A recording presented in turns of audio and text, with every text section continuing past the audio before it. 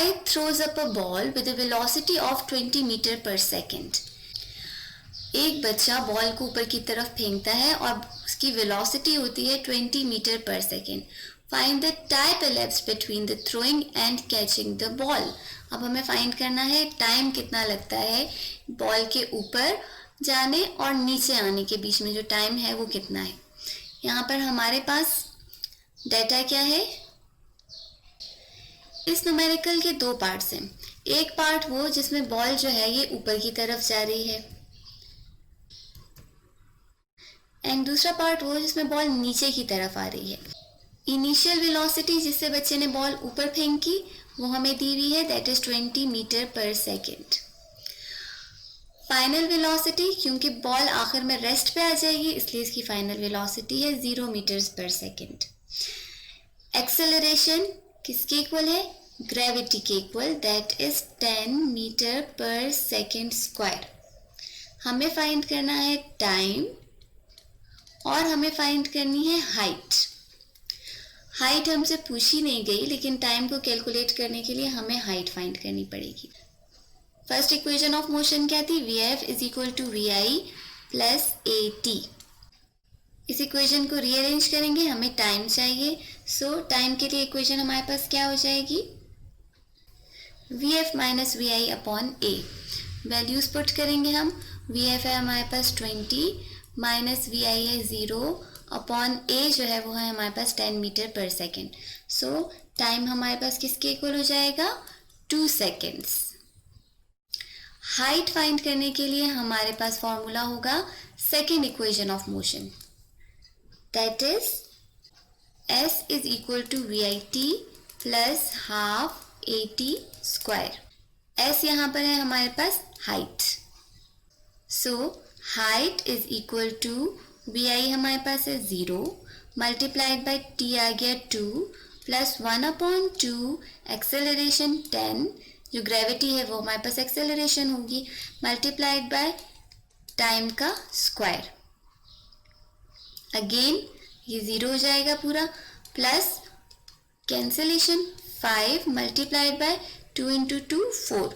So 4 5 are 20 metre. So height जो है वो इसकी कितनी है, 20 मीटर.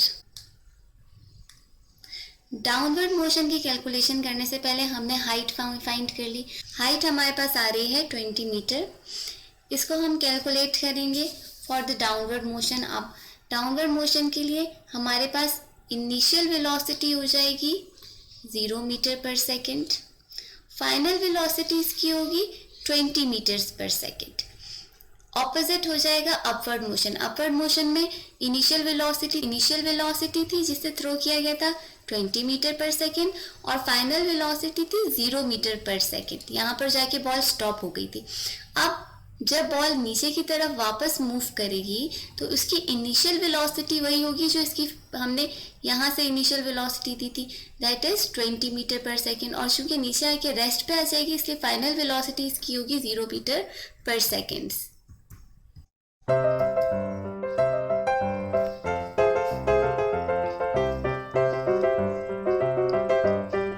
हाइट हमें पता चल गई और एक्सेलरेशन हमारे पास सेम रहेगी, दैट इज 10 मीटर पर second. Now using second equation of motion हमें अगेन टाइम कैलकुलेट करना है t2. ऊपर जाते वक्त इसने कितना टाइम लिया था, दैट वाज 2 सेकेंड्स. ज़मीन से ऊपर जाते हुए इसने टाइम लिया था 2 सेकेंड्स. अब नीचे आते हुए कितना टाइम लेगी, हमें टोटल टाइम इसका कैलकुलेट करना है. सो इक्वेशन हम कौन सी यूज़ करेंगे, S is equal to VIT plus half AT square. Vi हमारे पास हो जाएगा 0 multiplied by T, whole thing will become 0 plus 1 upon 2. Acceleration हमारे पास 10 मीटर पर सेकेंड स्क्वायर और टाइम हमें फाइंड करना है, टाइम का स्क्वायर हमें फाइंड करना है. यहाँ पर कैंसिलेशन होगी, हमारे पास रह जाएगा height is equal to 5t square. Height थी हमारे पास 20 के इक्वल, 5 यहाँ पर मल्टीप्लाई हो रहा है इक्वेशन के लेफ्ट हैंड साइड पे जाके हम इसको डिवाइड कर सकते हैं. So 20 divided by 5 is equal to T square. 20 को जब हम 5 से डिवाइड करेंगे we will get 4 is equal to T square. अब चूंकि हमें सिर्फ टी चाहिए इसलिए हम दोनों तरफ इसका अंडर रूट ले लेंगे. सो टी स्क्वायर जो है वो हमारे पास किसके इक्वल हो जाएगा, 4 का अंडर रूट, और वो है हमारे पास इक्वल टू 2. सो टी जो है ये हमारे पास इक्वल हो जाएगा 2 के. अब ये है हमारे पास टाइम. बॉल ने कितना टाइम लिया नीचे आने के लिए, ऊपर जाने के लिए 2 सेकेंड्स लिए और नीचे आने के लिए 2 सेकेंड लिया. टोटल टाइम हमारे पास क्या हो जाएगा, t1 प्लस t2. 2 प्लस 2, ऊपर जाने के लिए 2 सेकेंड, नीचे आने के लिए 2 सेकेंड. टोटल टाइम हमारे पास हो जाएगा 4 सेकेंड्स. बाकी तमाम न्यूमेरिकल्स भी इसी तरह से हैं. कुछ ज़रूरी चीज़ें जो हम आपको बता दें, अगर आपके पास न्यूमेरिकल्स में वैल्यू दी होती है किलोमीटर पर आवर्स में, इसको आपको कन्वर्ट करना होगा इनटू मीटर पर सेकंड. अगर वेलोसिटी आपको किलोमीटर पर आवर में दी है तो इसको आप पहले कन्वर्ट करोगे मीटर पर सेकंड्स में. इक्वेशंस मोस्टली तीनों जो इक्वेशन ऑफ मोशंस हैं वो आप अच्छी तरह से मेमोराइज करो.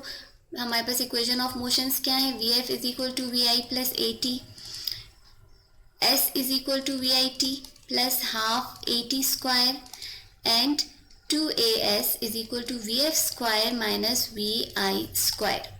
ये तीनों इक्वेशंस ऑफ मोशन अच्छी तरह से जब आपको मेमोराइज होंगी तो इनको देख के और डेटा को देख के आपको पता चल जाएगा कि आपको कौन सी इक्वेशन किस न्यूमेरिकल में यूज़ करनी है. किलोमीटर्स पर आवर को कन्वर्ट करने के लिए मीटर पर आवर सेकेंड्स में आप क्या करोगे, किलो जो है ये हमारे पास 1000 के इक्वल होता है. तो जब हम लोग मीटर पर सेकेंड में इसको कन्वर्ट करेंगे किलोमीटर इनटू मीटर, चूंकि किलोमीटर बड़ी वैल्यू है और उसको आपने छोटी वैल्यू में कन्वर्ट करना है,